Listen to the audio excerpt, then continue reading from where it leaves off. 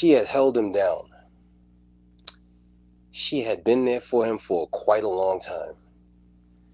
And he was in a situation, because he was a high official in the organization, where he couldn't necessarily claim her because of the organization rules. And so they dealt with each other for quite a long time. And after he freed himself from the constraints of the organization, he had a choice to make. He had accomplished a certain amount of things. He gained a certain amount of notoriety. And so because of that, his attractive power brought a lot of different women into his life. I'm not saying he was dealing with all of them, but they were interested. So what ended up happening is, instead of taking the best person for him, not only for who he was or who he was going to be, he chose her out of loyalty. So eventually, because of choosing her based on loyalty, he felt that was the best choice, because if anything, he knew he always had somebody in his corner. However, over the course of time, as the wheel or yarn of time began to unravel, what he began to find out is that they didn't really go together. The places he wanted to go, she didn't want to go. The places that he was being taken into by life, God, and his proficiency, she couldn't go. And every time he tried to force her into those places, it was like putting a square peg into a round hole. So now he has this decision that he made. And the decision was based on loyalty. And in his mind, he said to himself, well, after all of those years of her supporting me, all of those years of her holding me down, all of those years of her being in my corner, who else would I choose? But the bottom line was, his main thought was, how's that going to look? How's it going to look if I don't go with her? How's it going to look if I don't choose her? How's it going to look if I don't make her the one after all that loyalty she showed me? And that was one of the worst decisions he ever made.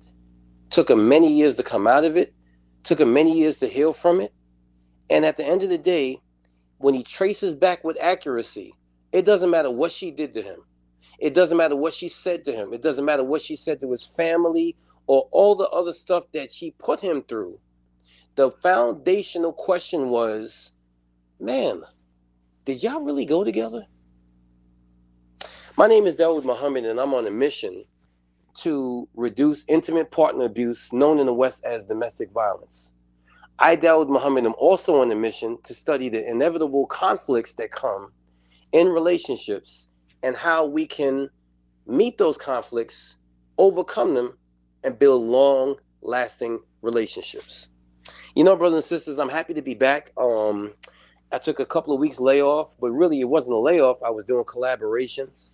I had promised to do collaborations, but one thing I learned back in the day when I was doing Blog Talk Radio, the people want to hear you.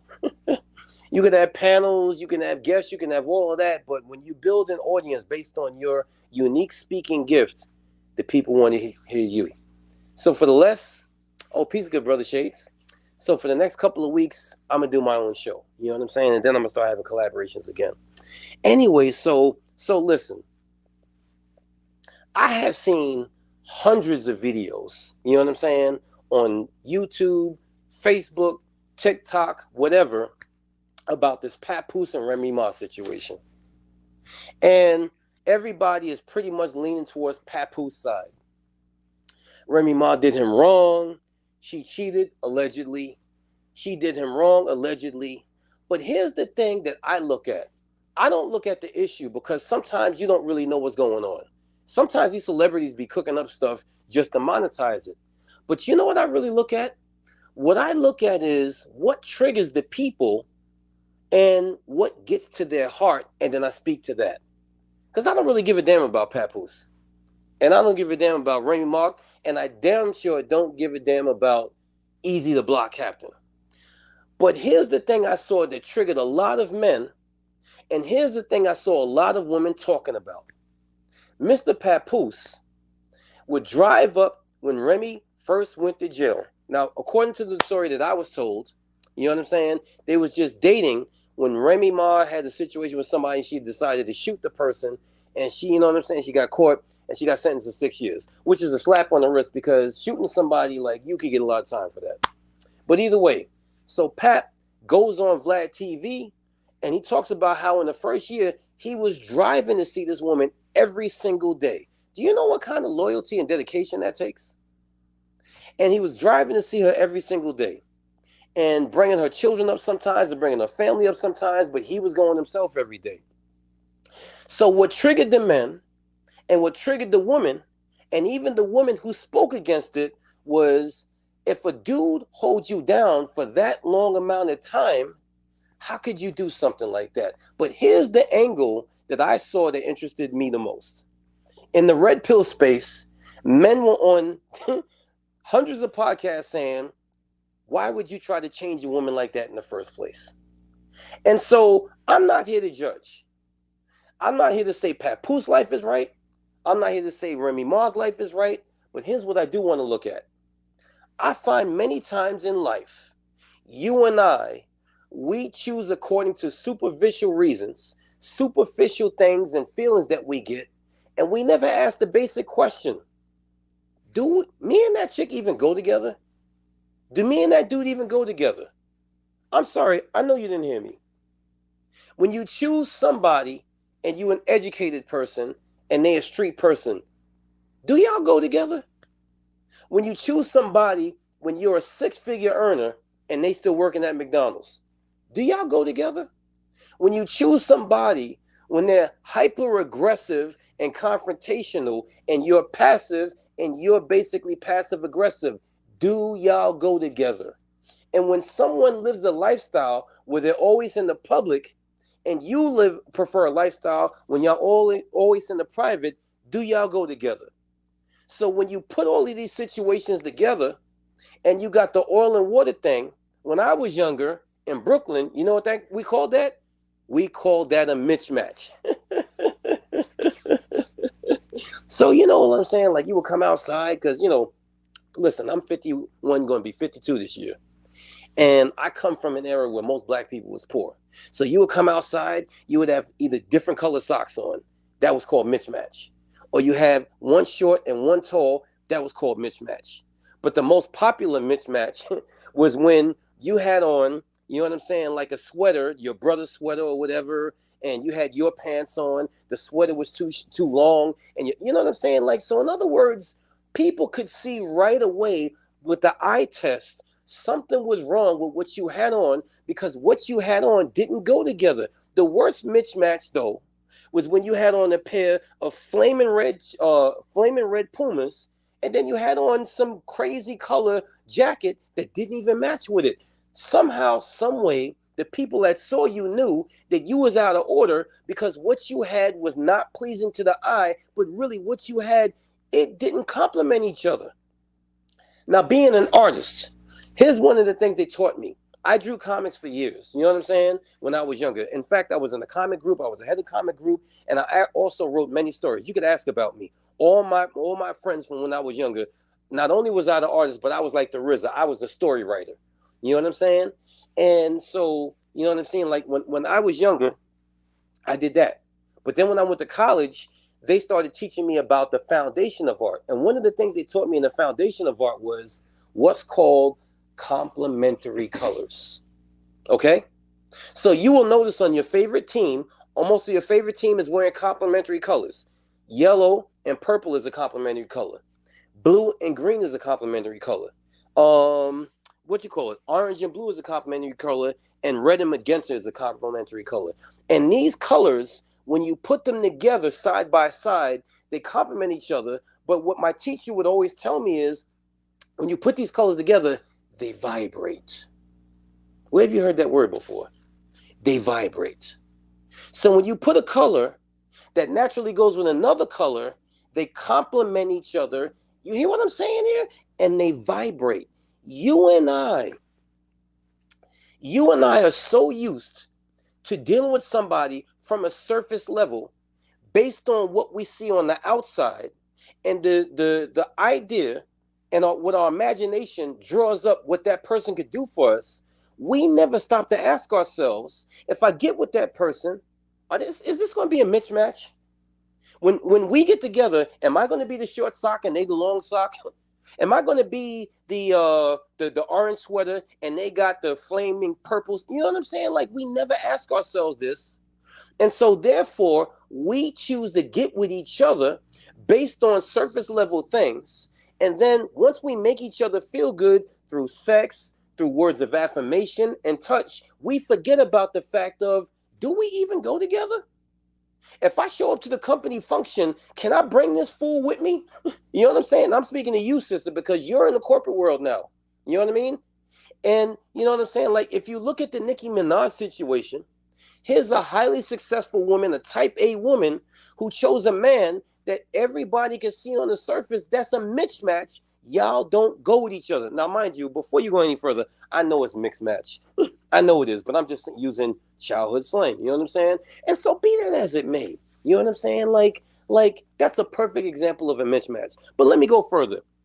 I find in my life and in others' lives that one of the major reasons why so many people choose a mismatch situation, you want to know why? It's because most times you're codependent.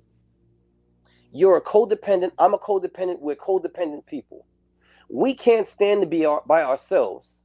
We can't stand to face, some of us can't stand to take life by ourselves. So we need somebody else to depend on. We need somebody else to pour into. We need somebody else to put emotions into, because facing this world by ourselves is a horrifying thought. It's a terrifying thought. And none of y'all would ever really admit that, but you ain't got to admit it. All we got to do is look at your life. Because there's not any long periods of time in which you were alone. It's a boyfriend to boyfriend to boyfriend, girlfriend to girlfriend to girlfriend, jump off, sex partner, whatever. You always got somebody in your face. You almost always got somebody in your face. So let me read this to you. 10 signs you're in a codependent relationship. Codependency prevents us from having healthy, balanced relationships where the needs of both people are recognized and met. A codependent relationship will leave you frustrated, exhausted, and unfulfilled, and it reinforces a belief that you're defective or unworthy. I need to say that again. A codependent relationship will leave you frustrated, exhausted, and unfulfilled, and it reinforces a belief that you're defective or unworthy.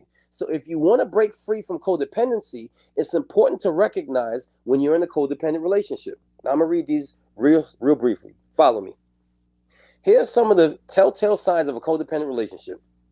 You're overly concerned about what the other person is doing, thinking, and feeling, and you want to fix or rescue them from their problems. Guilty. Your relationship is consistently one-sided. One person is hardworking. Listen here. One person is hardworking and responsible, and the other one is allowed to be irresponsible or avoid the consequences of their actions. You may enable and make excuses for the other person's poor choices. Hot damn, the tigger on the biddies. You walk on eggshells around the other person, afraid of doing or saying something that will displease or anger them. As a result, you may not express your opinions, share your feelings, or ask for what you want. And to avoid conflict, you may say yes to things you don't want to do or that don't align with your values or goals. Oh my God. You act like a martyr, taking care of everyone and everything, but resentful that no one helps or seems to care for you. You need to fix or rescue. Your need to fix or rescue becomes controlling. You attempt to control the other person's behavior through criticism, ultimatums, nagging, or giving unsolicited advice. You continue the relationship even after the other person has repeatedly hurt you physically, emotionally, financially, etc. I think that there's some of us, you need to watch this live like 3 or 4 times. You spend more time taking care of others than taking care of yourself. When you do something for yourself, like rest, enjoy a hobby, or practice self-care, you feel guilty or selfish. Nah, the live didn't freeze. I just want that one to lay on your mind. Number 10, you often feel resentful, frustrated, taken advantage of, or unfulfilled. While there's no definitive test or checklist for codependency, this list gives you an idea of what codependent relationship looks and feels like. And if you recognize some or all of these signs of a codependent relationship, the most important thing to know is that you can start to change them. Now, let me say this real quick before I go into the solutions that they give you. Again, if you know me, you know I do a lot of consultations. People call me, inbox me, whatever, and I love doing consultations because I'm here for it. I have a lot of experience. I've been in the spiritual world for years, and it just is what it is. So I once had a gentleman I was talking to, and the gentleman came to me and he asked me this question. He said, Brother Dawood, every time that I have gone to the next level of my life, I have always chose the wrong woman. He said, I'm getting ready. I feel like I'm getting ready to go to the next level of my life. How can I avoid choosing the wrong woman going to that level? And I said to him, I said, bro, because this is something my mentor said to me. I said, bro, is the fact of the matter you choose the wrong person before you go to the next level? Or is it that you're codependent and you can't go to the next level unless you have somebody with you? Now, what does this have to do with mismatch or mixing and matching? Well, the bottom line is, as you saw from the signs of codependency, when you are afraid, when I'm afraid, when we're afraid to go to the next level in life, what we tend to do is we always tend to choose the wrong person because it's always a lopsided situation. Remember, it talked about how it's one-sided. You're responsible. They're not responsible. You face consequences. They don't face consequences. You are the person that takes accountability. They don't. That's a codependent relationship. You tiptoe around them. You don't want to say anything. That's a codependent relationship. But we feel that if we go to the next level, it's going to be lonely there because of societal things that people have said to us. Like, it's lonely at the top. It's a long way down. You can't trust nobody. The only person that you could trust is yourself. When you feed on negative, scarcity-minded things like that, codependency kicks in. Why? Because you always need somebody to go to the next level, and you are afraid to do this by yourself. But you know what really happens when you start practicing the right thing? And let me tell you what the right thing is.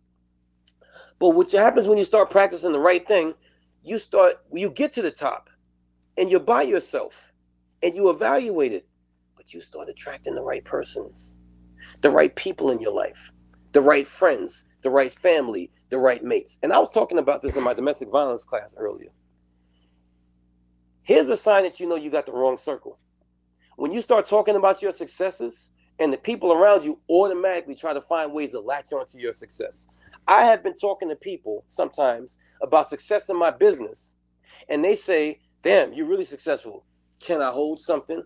Can you buy something from me? Like, I ain't even get the sentence out of my mouth. Yo, son, it was a good weekend. I made this amount of money, and I had money coming from this way, that way, this way. Well, you need to.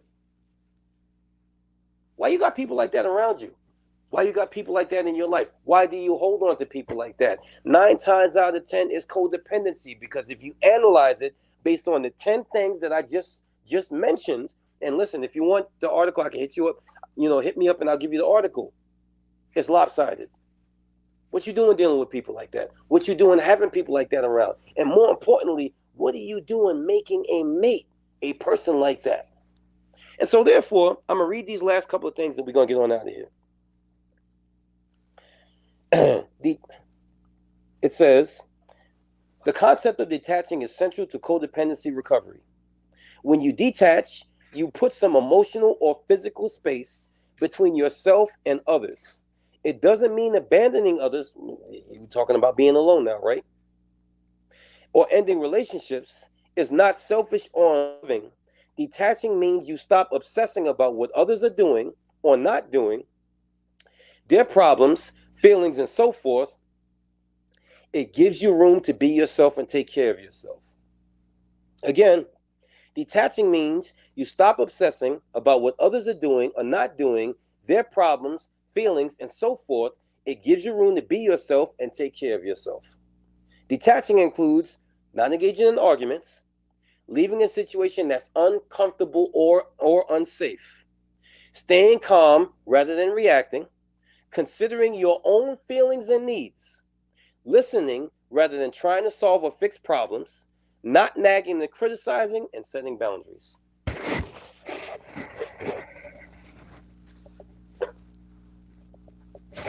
I really could end this live at this point, but let me just say this. I found out that I was codependent like maybe 5, 6 years ago. I found out I had a huge codependency. And let me tell you something. Generally, if you grow up around a dysfunctional parent, you're codependent. If you grow up around an alcoholic or drug using parent, you're codependent. If you grow up around a dysfunctional family life where there was a lot of yelling, criticizing, put down, cursing out of children, stuff like that, guess what? 9 times out of 10, you're codependent. You feel like you need somebody because in that environment, you feel alone. As a child, you feel alone. You feel like nobody understands you. Nobody loves you. And this is why y'all be coming on Facebook as adults talking about nobody understands me. Nobody cares about me. Nobody loves you. What you putting that out there for? I don't ridicule you and I don't laugh at you. But when I see that, I know that you had a dysfunctional situation where you felt like you was by yourself and you carried that into adulthood. Now you got to tell us about it every single day. And when you do that, it's not a flex. And most people don't give a damn. Most people don't care. I care, but most people don't care because they say, I got myself out of the mud. Why don't you? But that's not really the answer. The answer really is you need help understanding that it's not really like that. That's the way it was when you was a child. That it's not like that when you was as an adult. And I bet you if you really kind of looked at it, you could name at least 5 people who would be there for you if you needed them. And so therefore, brothers and sisters, I found out that was me. And I began to practice some of these things. I began to not call people when I was on my way to cities early in the morning. I began to not reach out to people every time I had a milestone. I began to keep to myself a lot of my accomplishments and enjoy them. And it was hard. I'm telling you, it was hard because I always wanted to reach out. And the most thing, being a loving and caring guy, I had to learn when I had that urge to tell somebody that I loved them or I cared about them, tell myself that first. Speak that into my own life first. Do that to myself first. And it was hard because I was so used to doing it for other people. And being the guy that I am, there's no shortage of people that need my help. And I'm not saying anything about them. But what I am saying is being a codependent guy, you can, like I remember saying this when I was a young minister. I remember this, saying I was feeling bad today. Then I ran into somebody that needed my help and that cheered me up. And everybody in the crowd admired me for that. But that wasn't a flex. Why did I need to help somebody to cheer me up? Because I was codependent. So listen, we may find out that there's no infidelity in this situation. I doubt that very seriously, though, for the record. And we may find out that Remy Ma and Easy the Black Captain is just business partners. I doubt that very seriously. But either way, the cat's out the bag. And the bottom line is this. I have never known Papoose to ever have any publicly messy situations. I need to say it again. I don't care what side you fall on. I don't care what side. I don't care if you want to turn this into a gender war. I, Dawood Muhammad, have never known Papoose to have any messy public situation till he got with her. Now, not only are you attached to somebody that shot somebody, but you attached to somebody that got all of this going on. Why? Why? And I remember my teacher used to say this. I'm going to go after I say this. Malta, India. Malta, Goya. My teacher used to say this when I was younger. He used to say, spiritually speaking, a lot of times you be trying to hide stuff. He said, but how the universe draws attention to the fact that you're doing something that people need to know is usually through violence. I bet you never heard that before. It's usually through violence. And I remember he was telling a story about a minister that was in Rochester, not the, Not the one that y'all know, but like this was years ago, right? This guy was like an assistant minister, and he had good speaking ability. He was handsome, charismatic, or whatever. And I remember him saying to me, he was like, they're going to move him up and it's going to be a mistake. And I'm like, how could you tell that? But, I was only 22, 23, so I didn't know. You know what I'm saying? So either way, eventually, time passed. They made him a minister. So like 2, 3 years later, I'm a veteran now. I'm a first lieutenant, and I'm running things. You know what I'm saying? In Connecticut, I was in the Connecticut place. And I remember putting him on post, and I didn't know it was him.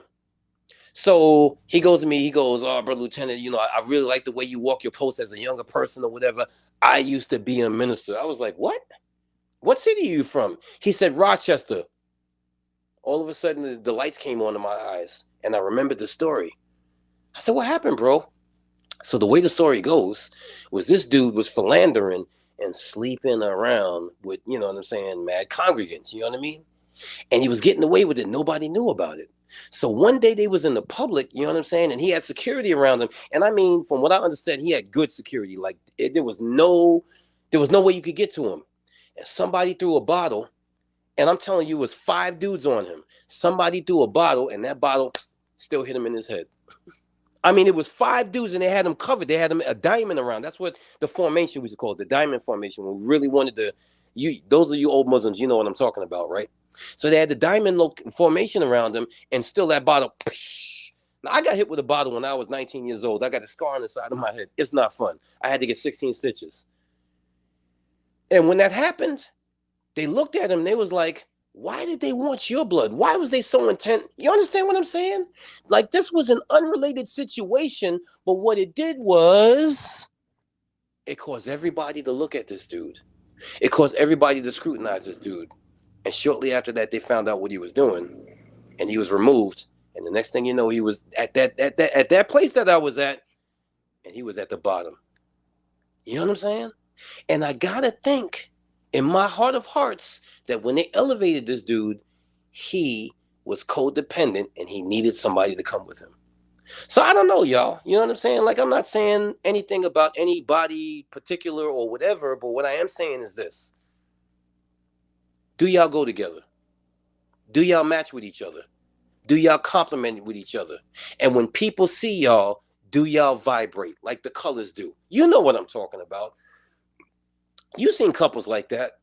When you see Denzel Washington and his lady, you can see them compliment each other and they vibrate. When you see Samuel Jackson and his lady, they vibrate and they compliment each other. There's many different couples that you see that's like that. But then there's people you see together and you be like, what the hell? Like Kanye West and Kim Kardashian. Did you ever think that was going to last? Nick Cannon and Mariah Carey. Did you ever think that was going to last? Like, I could go on the chick that, the dude that Christina Milian married years ago. I guess his name is The Dream. Did you think that was going to last? And in your own hood, you see people together now. And every time you see them together, you be like, I'm just counting the days. I'm just counting the days. Because they don't compliment each other and they damn sure don't vibrate together. They don't. But it's not about them. It's not about the celebrities. It's about me and it's about you. And you got to ask yourself, that dude that you're with, that woman that you're with, that whatever that you're with, do you guys compliment each other? And when people see y'all, do y'all vibrate? And if not, then you know what you got to do. You know what you got to do. I got to get out of here, brothers and sisters. I got something very important to do after this. I thank you. I'm going to see you on the next one. Peace.